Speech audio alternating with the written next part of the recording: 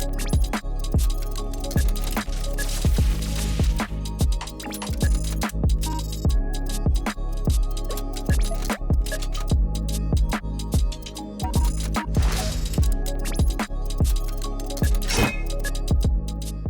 Jack, we've had you on our Ultimate Brains episode. I want you to tell people a bit more about Jack. And I'd be very happy to do that. So, where did it all begin? How old were you when your mum found out you had disabilities? So then I was born, the doctors didn't know what was wrong with me. And it was only until I was 1 year old when they found out it was Nogue syndrome. Yeah. A doctor had come in and coincidentally, and he specialised in this kind of area, and he just took one look at me and said, that kid has got Nogue syndrome. And so it was pretty lucky that that doctor did come in that day. Is there a lot of children born with Mobius syndrome? No, not really. It's the first time I looked at it, it was one in died 100,000 or yeah, something like that. The figure isn't exactly accurate, but it is very very rare. Yeah. Do you know any other people with it? Yeah, I've got groups on Facebook and Yeah. that, but personally I don't know anyone. No. So, you were obviously given a lot of challenges to overcome. Tell us a bit about how you have overcome them challenges. Well, like I said in the last segment, my family had a lot to do with it. Because obviously, they had a choice to either listen to the doctors or not. Unfortunately for me, they didn't listen. And they did everything to make me walk and talk. I can remember my sister getting on her hands and knees over me, making her hands and feet go. I used to wear this little helmet because I used to bang into things, the doors, the walls in the house. Is that because of the problems with your cerebellum? Yeah, I was all over the place. Yeah. And I used to blast into everything, which wasn't good. So it was just to protect my head. And don't know, my family supported me a lot. And I started an organisation called Nude Europe. And Nude Europe is a 6-step program to try and help children with additional needs who cannot walk to walk. Yeah. And with the help of them and my family, I managed to walk. How did you learn to walk? How did you manage to walk when it was against all odds and they told you you'd never walk, didn't they? I think it was sheer determination from my family.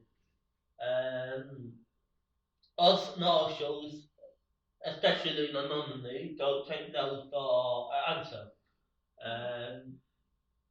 And I can remember my mum saying to the doctor, this kid will bloody walk. And I did. But it's thanks to your mum's determination, a lot of it, that you have managed to achieve all the things you have. Yeah. It's then I think about it, like they come to it later, but like I said, I'm doing a duck at the moment. I'm coming through that the memories of being able to walk and the journey I took. It's quite special, really. Yeah. It's quite emotional too, the roller coaster, but I wouldn't have it any other way. I wouldn't choose to be born without disabilities because I love my life and I had learned to love my life. Yeah. And that comes across to everybody you meet, doesn't it? That you've got that special power. It's like a superpower almost, isn't it? To pass on to other people that actually don't take no for an answer. I can do this, and if you're determined to do something, in some way you can achieve, can't you? You know, Dylan, I was excited to do this segment today, you know. So I didn't think I was still emotional. No. I feel emotional right now because hearing you say those wonderful things about me, and it just did that to me that, yeah, it has been one heck of a journey. It has. It really has. So I've known you from you being little, and I know a lot of your story and a lot of your path. And it's bizarre, isn't it? But I believe you were put into this body to prove so much to so many people that we'll both end up sitting here crying in a minute, if I'm honest. I mean, you can tell because I'm being slow to speak, which isn't normally me. I normally that pace to speak. So that is something about what you said is true. I think because anybody could have noticed in young any child that somebody chose me. It takes a special person to be in your body and achieve the things you've achieved. I do believe that the wrong person in your body would have crumbled under the weight of the pressure of it all. But you have such an overflowing personality that you just rise above everything. And I do believe you've been put here to show this to so many people and inspire so many people and to make so many other people feel so much better about themselves. It's funny because you would have told me 8 years ago that I would be an advocate for disability. I would be doing lots of charity work, raising over tens of thousands, and as I said, you've done it. But you know, it's my passion now. My passion is speaking up to those who can't speak up to themselves now. You know, we often in life we think about our callings, whether you're an athlete, whether you're an actor, whatever. I truly believe that I've found my calling. Yeah. And I hate to say my mum was right because it pains me. But his mum and him have an amazing love-hate relationship. No, I hate them not. And this is what's made him as strong as you are, hasn't it? Yeah. But 9-1 already said that education for people with additional needs has always been my calling. And she's right, it is my calling. And, you know, the fundraising part, you know, I'm still continuing to do that, but that's the past chapter now. The new chapter is education for disabled people. So we mentioned before about your charity work. Can you remember any pivotal moment that made you think, I'm going to go and do the Humber Bridge walk for charity? What made you think, I'm going to do this? What started this journey? Well, my sister, actually. My sister started the journey. Yeah. It was her July class that was going to raise money for the orphans in Lesotho. And because I'm nosy and not to be centre of attention, I felt that I needed to join them in it. And since then, it became my passion, you know. So how have you gone from, how do you find the next thing to do? You have done so many, that how do you leapfrog from one to the other? Is it someone that says, Jack, why don't you come and do this with me? Or is it all the things that you want to do? It all is I want to do, you know. I wanted to climb all the highest mountain in England, Wales and Scotland. So I did that. I wanted to skydive, so I did that. And most of the time it's against doctors' orders, isn't it? Well, probably I mean, I don't really see doctors now because, you know, then as a younger, I used to go into every hospital in the country almost every week. Mhm. But now I only see doctors maybe once a year, twice a year. But I don't think they'd be advising you climbed up Ben Nevis. Absolutely not. But like you know, Fiona, I don't listen. No. Um, If you're told you can't do something, you are going to be hell bent on proving you can, aren't you? I love those words. You can't do it.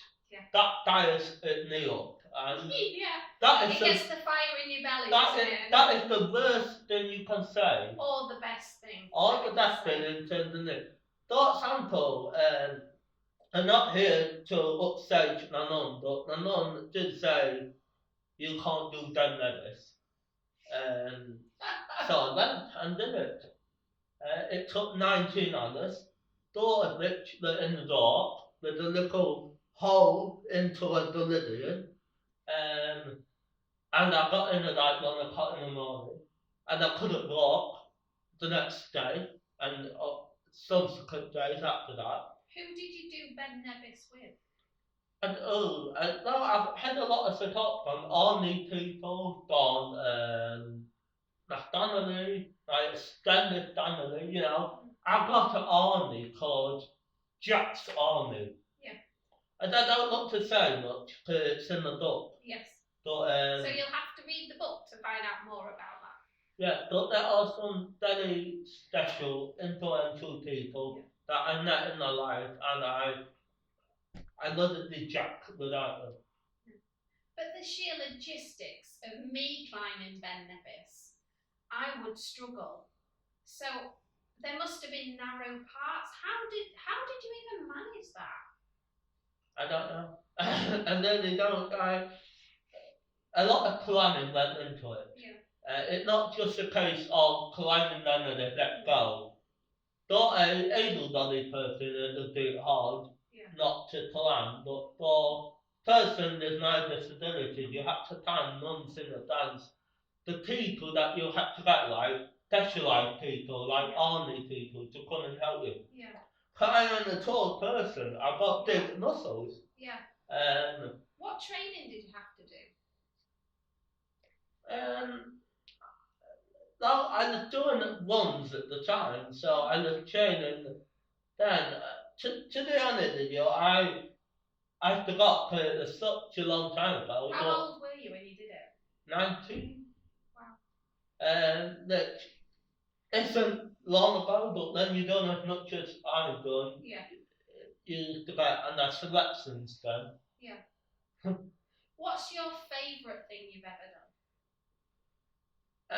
Me and the numbers actually discussing this, but they had differences and opinions. Yeah. So I'm going to tell you what they both said. Mm-hmm. So the nun said the Olympic torch. So I ran the Olympic torch to Doncaster. Mm-hmm. How did that come about? Somebody nominated me to do it, and I got picked out of almost everybody in the country. And that line of nun said that was no special because you were competing against everybody and you got selected because you were special. Yeah. That must have been quite an emotional moment with having that privilege of running with the Olympic torch. Like I say, there's millions of people would love to do that, but not many get a chance, do they? How did you feel doing that? I didn't care about the torch. Yeah. I didn't. I passed my torch to my sister. Yeah. And I danced. I danced to the crowd. Because put me in the crowd, put me in front of the audience, I will milk it for all it's worth. Yeah. And I clapped everybody, I danced, I sang and did it all, and it was a special moment for me. Yeah. Not because so much of the torch, although I am grateful that I got to carry the torch, but because everybody was cheering for me. Yeah. Yeah. Everybody wanted me to do well. It was your moment. It was my moment to shine, and I shined like I've never shined before. Fabulous. tell us a bit more about the things you get involved with. I know you've got to know quite a few people other people could only dream of meeting. Tell us a bit about your life. So I'm just Jack, really. I'm Jack on Yorkshire. Jack's special. Yeah, Jack is special. That is special. As someone says. You are. So I do. I'm a part of learning disability in England, which I said before advocate for learning disabled people. So I campaign on things that matter, like example in COVID when the government didn't put people with learning disabilities on the priority list, even though the sick die more likely to die. Really? How could they justify that? No, they can't. They couldn't. That's why they changed their minds. When LD and a bunch of other organisations got together and thought. So they do things like that. I had also spoke at important venues like St James's Palace, my local cabinet. How did this all come about? I guess, due to advocating the whole life, I had people on the council that believed in me. And that is very powerful because if you have people in that believe in you, you believe in yourself. And it was then they said, do you want to come and speak at our cabinet? So I did. And I felt about the importance of speech therapy. Because without that, I probably wouldn't be able to talk as clearly as I can. Because when I was younger, I got that used to be so frustrated because people couldn't understand it. It was every second, pardon, can't understand you. That must have been so frustrating. Oh, I can remember going in the bathroom one time and being angry because nobody can understand it. I can't actually imagine how that must feel, except for the overwhelming frustration. Because how do you overcome something like that when you are trying your hardest to express what you're trying to say, and people just, and it's no fault of their own, but they couldn't understand you. The overwhelming frustration must have, like you say, made you angry. It did, but then I think tonight, so I worked at the tasting in Scunthorpe this week and that. And some of the children there can't speak. So they're showing emotions, but they can't tell what they want. They're like working with that child for a long time. And you must be the best person to help that child in that situation, because you know what helped you to portray what you were trying to get across. You know what way, but then saying that all situations are different, aren't they? All situations are. I mean, some people put their knackers on. Some people like pointing at signs and what they want. The good news is it was a special school, so it connected up the walls were encrypted with signs, so they could just point to them. But thinking about what they go through on a daily basis, like not talking to their parents, to expressing their difficulties, their behavioural difficulties, acting the way they act. I can't imagine how tough it is to their parents. And it just brings it to home that I'm in even though I could have taught when I was younger, I can talk now clearly. And like you say, there's no stopping you. No. Ever. And I'm in a luckier position than most people. And that's what you've got to hold on to. Yes, you have. So, I believe we should address you. There's some little letters come after your name. And I feel like I should have bowed down to you when you come. Tell us a bit about it, Jack. No, you should, really. Yeah, I'm sorry. Yeah, I know. No, it's okay. You do better next time. Don't worry. I will improve. Yeah. So, my letters are. So in 2019, I received a letter from the Queen saying that I was awarded a British Empire Medal. For anyone who doesn't know what that is in the order of precedence. Mhm. So, like, NDs, CDs, Yeah. and that was an incredible honour. I know lots of people know who you are, but how did the Queen find out? One of my best friends, unknown to me at the time, nominated me. Yeah. No, Cannon, he wanted to award me for what I did on Ben Nevis. Yeah. That's nice of him, and he took quite an application for a D and CD, and he knows nothing better. Yeah. It's very hard. So I'm just so grateful that it got accepted, and he thought I was worthy enough to become to get a British Empire Medal. And how did it make you feel? It made me feel alive and emotional.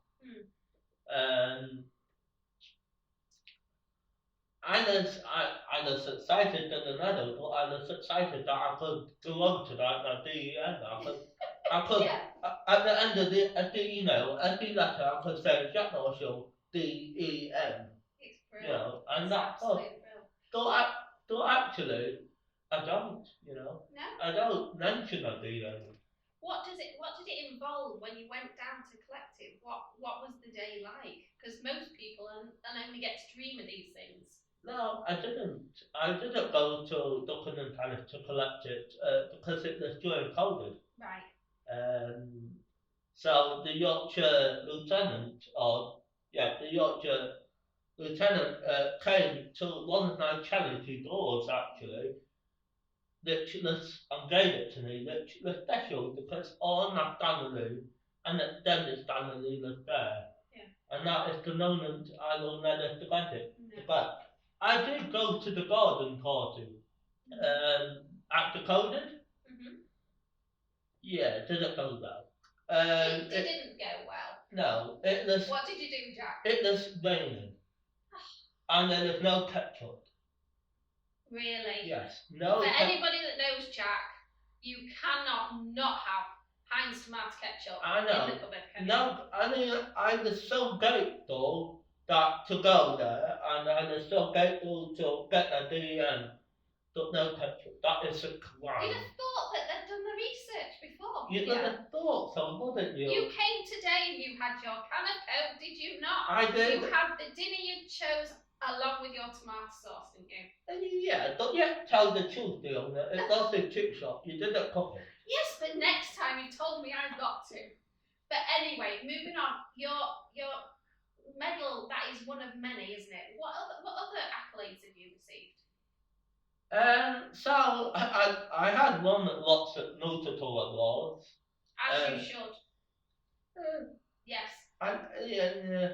So the Yorkshire Young Achievers I won. So I was given Personality of the Year in 2014 and Youngster in the year 2007, and that is where I met Piss. So I was also given a point as White Award by Theresa May. I was awarded the Community Champion Award at Scunthorpe. For my service to that fundraising and advocacy.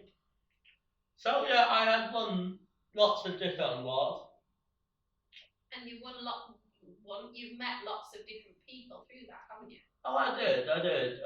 One of the awards I forgot to mention was an award that will remain special to my heart. So it was in 2014 I received the Teen Halo Award, Mhm. and What is that? a teen. It's a special. So you had different categories, Yeah. and like you do in other awards, and nine was about fundraising. Mhm. But what the special about nine is it was a once in a lifetime award. Mhm. Because a legend called Deegan Sutton, Mhm. was a inspirational figure, and he did a thumbs up to cancer, Yeah. and he got diagnosed with cancer, and sadly died as a result of it. But before that happened, he raised over 5 million times for the Goodness me. for the Teenage Cancer Trust. How did he do that, Jack? And he did skydives. He did everything. I think I was reading that he did a flash mob gig. Yeah. I can remember that. Cool. Yeah, I know. And I don't know a lot about him, but I wish I would have met him. Yeah. And to be given an award after him, given by his family, Yeah. given by the commission of his family, was something quite special. Yeah, absolutely. And he is simply a legend. Yeah. But it was a special event as well, wasn't there? There was a lot of people you met there. And what I love about you is even though Jack's met so many different people from so many different walks of life, it doesn't matter who you meet, you treat everybody the same, don't you? Yeah. As you should. As you should go through life. I can remember I can remember going backstage at the Teen Halo Awards, and everybody going nuts, going, "Oh, that's the celebrity! That's the celebrity!" And I'm thinking, who cares? Yeah. What's the big deal? It's more important what that person's like, isn't it? Yeah, absolutely. And they wanted to take me for a tour of the venue and the stage and that, and to see a sinner get knocked up and tested. Yeah. I didn't care like that. No. And you have told me one funny little story. We don't want to take too much about Jack's contact with lots of celebrities, but you can give us one little story, can't you? The one you told me about earlier. So a celebrity by the name of Rita Ora was at the Teen Halo Awards, and she was backstage, and she met me, and like you go in to kiss somebody you met, and I noticed she had the lipstick on. Now, for anybody that doesn't know, I hate having anything on my face. So she tried to kiss me, and I said no. I'm sorry, you've got lipstick on. I feel quite privileged that I've managed to kiss you today, Jack. Yeah, but you hadn't got lipstick on, otherwise I wouldn't want to the hill. It doesn't come off, no. I make sure I wear one that doesn't come off. Yeah, because trust me, if you had, I'd be willing to that goal. But I say, you've lived an amazing life, haven't you? You've done some amazing things. You've met some amazing people. Where do you think your journey is going to take you next? Do you think you're going to carry on helping others? And in what capacity? I don't know. I really don't know where this journey is going to go to. But I'm on this journey, and I'm incredibly grateful for this journey. And whatever it will do, it will be done, and it will be Jack. Yeah. And that's all I want in life. I want to be happy and to do what I love to do, and to speak up to those who can't speak for themselves, and to just to excel in life. Because you only got one life. I'm sorry, I'm feeling very the soccer like this, but where I was when I was born tonight, I wasn't sure that he was going to be here. So every day is just a blessed day, unless you get up at 10 o'clock in the morning, because I'm not a morning person at all. So, so pretty much, you've got to make every day count, haven't you? Life is, everybody's blessed to be here. We have to make every day count. You know, and I know it's a cliche that you never know what's going on the corner. Don't you? You really don't. And you know, you need to connect with your family, hold them close, and just enjoy life with each other. That's what it's all about. And take that journey whatever doors it opens up to you, just enjoy it. Yeah, just go the duck below. Well, you will be back, Jack, 'cause I know you will. And there's other things that I'd love to talk to you about. So until next time, Jack. Until next time, Fiona, and thank you so much for inviting me today. It's been a pleasure. I could honestly sit and talk to you all day. Oh no, So until next time. Until next time. Thank you, Jack.